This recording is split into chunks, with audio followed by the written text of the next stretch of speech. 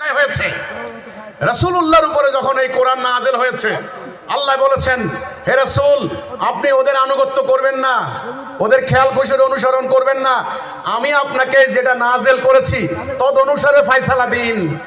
দেখেন, আমার নাযিল করা বিধানের অনুসরণ করেন।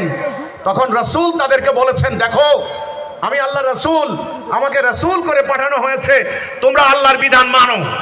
তারা কি বলেছে দেখেন, তারা বলেছে, মুহাম্মদ সাল্লাল্লাহু আলাইহি ওয়াসাল্লাম, মুহাম্মদ, তোমাকে আমরা বিশ্বাস করি, তুমি ভালো মানুষ, ঠিক আছে, তুমি উচ্চ বংশীয়, মিথ্যা বলো না তুমি, ঠিক আছে, কিন্তু তোমার আল্লাহ যেটা নাযিল করেছে আমরা এটা মানবো না। এটা বলে নাই, আমাদের পূর্বপুরুষ যেটা করেছে আমরা সেটাই করব। তারা ওই তাদের ব্যক্তিগত বিশ্বাস কি তাদেরকে মুভমেন্ট করতে পেরেছে? নো। আজকে আমাদের মুসলমানদের অবস্থা কি? আপনারাই বলেন, আমরা আল্লাহ বিশ্বাস করি, আমরা হজ করি, আমরা যাকাত দেই, কিন্তু আমরা আইন মানি কার?